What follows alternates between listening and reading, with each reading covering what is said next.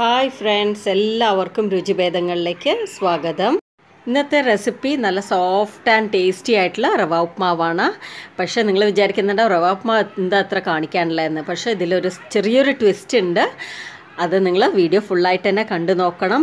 എൻ്റെ ചാനൽ ആദ്യമായിട്ട് കാണുന്നവരാണെങ്കിൽ ബെല്ലൈക്കണോട് കൂടെ തന്നെ സബ്സ്ക്രൈബ് ചെയ്യണേ.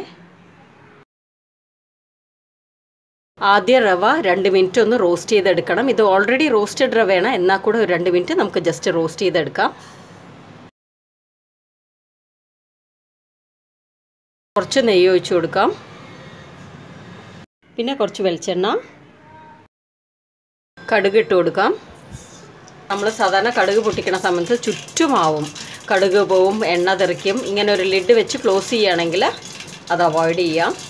ഇതിലോട്ട് കുറച്ച് കടലപ്പരിപ്പ് ആഡ് ചെയ്യാം, കുറച്ച് ഉഴുന്ന് പരിപ്പ്,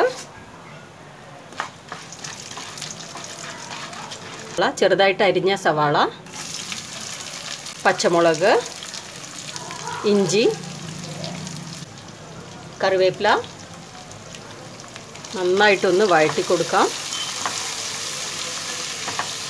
ഉള്ളി എത്രത്തോളം നമ്മൾ ഉപ്മാവിൽ ആഡ് ചെയ്യണോ അത്രയും ടേസ്റ്റാണ്. എല്ലാവർക്കും അറിയുന്നതായിരിക്കും, എന്നാലും ബിഗിനേഴ്സ് ബാച്ചിലേഴ്സിനൊക്കെ വേണ്ടിയിട്ടാണ് ഞാനിത് പറയുന്നത്. വെള്ളം ഒഴിച്ച് കൊടുക്കുക. 1 കപ്പ് റവയാണെങ്കിൽ 2 കപ്പ് വെള്ളം, അതാണ് കണക്ക്. കുറച്ച് ഉപ്പ് ചേർത്ത് കൊടുക്കാം. ഫ്രഷ് ഗ്രീൻ പീസ് ആഡ് ചെയ്ത് കൊടുക്കുന്നുണ്ട്. ഇത് ഓപ്ഷണലാണ്.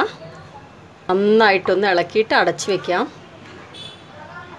ഈ ടൈമിലാണ് നമ്മൾ ഉപ്പ് ചെക്ക് ചെയ്യേണ്ടത്. കുറച്ച് കൂടി നിൽക്കണം ഉപ്പ്, എന്നാൽ റവ ഇട്ട് കഴിഞ്ഞാൽ കറക്റ്റായിട്ടുള്ള ആ ഒരു പാകം ആവുള്ളൂ. ക്ലോസ് ചെയ്ത് വെക്കാം. തുറന്ന് നോക്കാം. റവ ഇട്ട് കൊടുക്കാം. ഈ സമയത്ത് നമ്മൾ സിമ്മിൽ വേണം വെക്കാനായിട്ട്, അല്ലെങ്കിൽ പെട്ടെന്ന് കട്ട പിടിച്ച് പോവും.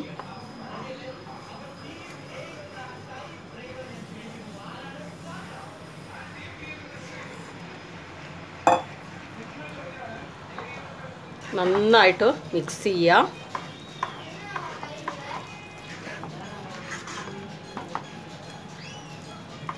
ഒരു 2 മിനിറ്റ് അടച്ച് വയ്ക്കാം.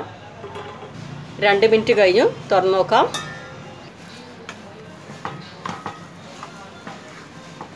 ഇതിലേക്ക് ഇനിയാണ് നമ്മുടെ ആ സീക്രട്ട് ഇൻഗ്രീഡിയൻറ്റ് ആഡ് ചെയ്യാൻ പോണേ. കുറച്ച് പാലാണ് ഒഴിച്ചു കൊടുക്കാൻ പോണത്. നല്ല സോഫ്റ്റ് ആവും നമ്മുടെ ഉപ്മാ. പിന്നെ നിങ്ങൾക്ക് വേണമെങ്കിൽ തേങ്ങാപ്പാലും ചേർക്കാവുന്നതാണ്. ഞാൻ ഇടയ്ക്ക് അങ്ങനെ ഉണ്ടാക്കാറുണ്ട്. നന്നായിട്ട് വീണ്ടും ഇളക്കിയിട്ട് ഒരു 2 മിനിറ്റ് അടച്ച് വെച്ചാൽ നമ്മുടെ ഉപ്മാ റെഡിയായി. ലോ ഫ്ലെയിമിൽ വേണം ഇരിക്കാനായിട്ട്. നല്ല സോഫ്റ്റ് ആയിട്ടുണ്ട് ഉപ്മാ. ചൂടോടെ തന്നെ സെർവ് ചെയ്യണം. നല്ല കോമ്പിനേഷനാണ് പഴവും പപ്പടവും. പുട്ടിൻ്റെ കൂടെയാണ് പൊതുവെ എല്ലാവരും കഴിക്കുക, പക്ഷേ ഉപ്മാവിൻ്റെ കൂടെയും ഞാനങ്ങനെ കഴിക്കാറുണ്ട്. നല്ല ടേസ്റ്റാണ്. അങ്ങനെ ഒരു പ്രാവശ്യം കഴിച്ചു നോക്കൂ. ഉപ്മാ ശരിക്കും പറഞ്ഞു കഴിഞ്ഞാൽ 50-50 ആണ്. കുറച്ച് പേർക്ക് ഇഷ്ടമാണ്, കുറച്ച് പേർക്ക് ഇഷ്ടമല്ല. എന്നാൽ ഈ രീതിയിൽ ഉണ്ടാക്കി നോക്കിയാൽ ഉപ്മാ ഇഷ്ടമില്ലാത്തവർക്കും ഇഷ്ടമാവും. എല്ലാവർക്കും ഈ വീഡിയോ ഹെൽപ്ഫുൾ ആയിരിക്കും എന്ന് വിചാരിക്കുന്നു.